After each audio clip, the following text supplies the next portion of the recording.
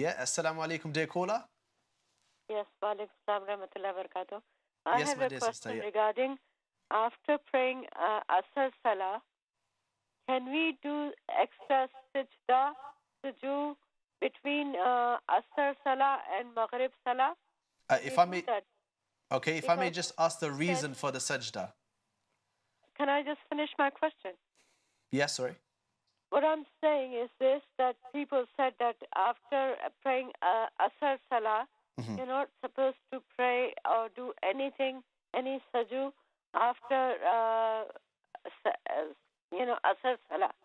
But can we do just such stuff for any reason between Asr and Maghrib, please? Can you Okay. answer my question?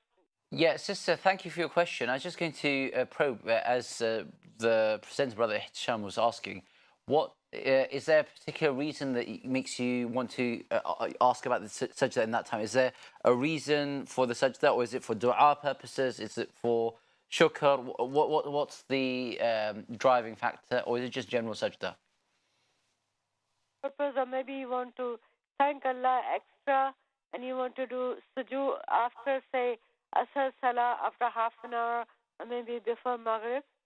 Can we do that? Thank you. Jazakallah khair, dear sister. Sheikh. بسم الله الرحمن الرحيم الحمد لله وصلى الله وسلم وبارك على رسول الله وعلى آله وصحبه وسلم.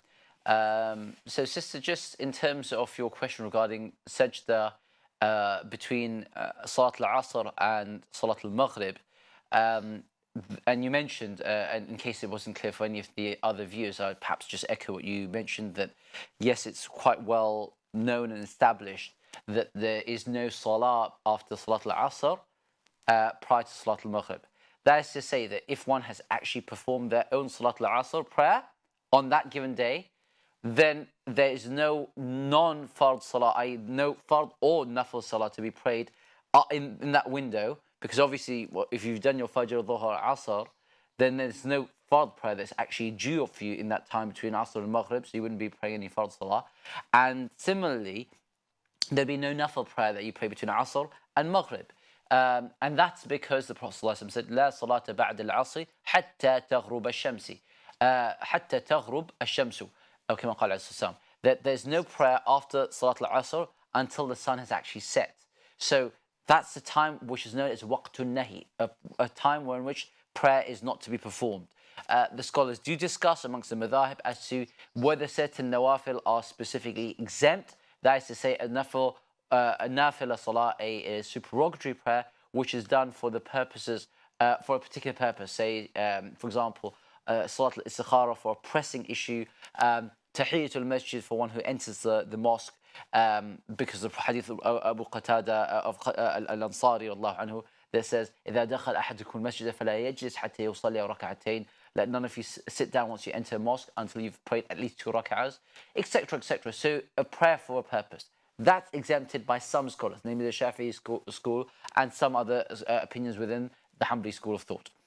However, your question was pertaining to specifically the sajda, just a sajda outside salah. Does that carry the same status of the salah, or is it actually something permissible? Now, let me give you an example to explain the answer somewhat. Sujood at-tilawa, that's the prostration for recitation. You recite the Quran from memory or from the Mus'haf, and then you reach the verse which has a sajda in it, a point of prostration. Now, that, irrespective whether you hold that prostration, you follow the view that it's actually wajib to make that sujood, which is the Hanafi position and the Kufan scholars, or you believe it's something which is sunnah mu'akkadah, emphasize sunnah. Irrespective, they treat it like a salah. That is to say, within the main 4 schools, it's to be performed with wudu and fulfilling all the other conditions of prayer itself. Okay, there are other views outside the 4 school of thought which treat it differently, but the 4 schools, largely by en masse, they treat it like salah. That means you would not be able to do sujood of tilawa after asr and prior to maghrib. Same thing goes for those who stipulate or who consider sujood of shukr, of gratitude, prescribed. They say it's like a salah. So therefore, you don't actually perform it between asr and maghrib, unless, of course, you follow that view which says the Shafi'i school of thought says it's a salat with a sabab, with a particular cause before attached to it. Lastly, performing sujood on its own without any specific cause, just because you want to be close to Allah, you want to make dua. Some scholars, and it seems like it's a minority opinion, and Allah knows best, do consider this something which can be done. Generally speaking, people say that the Prophet ﷺ, if he wanted to make dua, he did it either in prayer or he did it outside prayer. If he did it outside prayer, he just lift his hands or do it with his heart. So that's the best way to do it, inshallah ta'ala.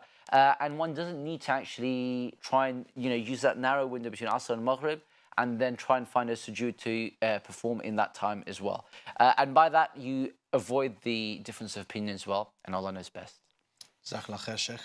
Before with the next question, I do want to return to Sister Lauren's question regarding the meat that was left unanswered just before the break. So, Sister Lauren, when I was about to answer that prior to the break, I was just about to say that you introduce the issue of there's some difference of opinion, which you'll probably hear about, inshallah, if not already, then very soon, I have no doubt, about the Muslim scholars discussing, with agreement, by the way, there's no dissension amongst them, that the food of the people of the book, that's the Christian or Jewish communities, that their meat is actually considered halal, and it's mentioned in the Quran itself. So there's no actual difference of opinion amongst the scholars in that respect.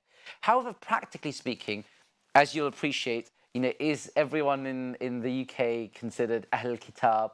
Obviously not everyone's a Christian. Out of those who would, culturally call themselves Christians, are they actually believers in a generic sense? We don't mean actually doing some sort of inquisition of any sort, God forbid, but just simply trying to, do they actually believe theologically in the basic beliefs of there being the one God, etc. So that being the case, when applying that Quranic teaching to our time and place, you find that kind of the jury being out somewhat.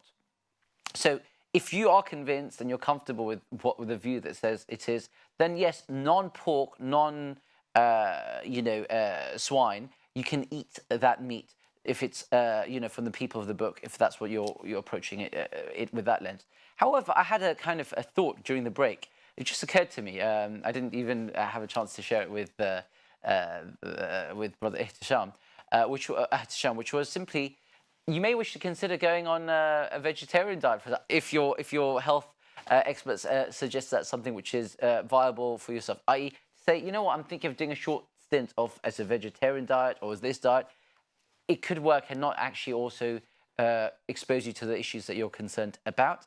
But to bring it back to my original answer, do consider how long you want to carry that on, because ultimately you may find it's hard, it's not that sustainable, and you have even greater concerns such as having your salah and ultimately being able to share in your Muslim identity somewhat publicly, so long as there are no adverse and deleterious ramifications to yourself. And I ask Allah, He preserves your Iman and everyone else's Iman here as well. Ameen. Ameen.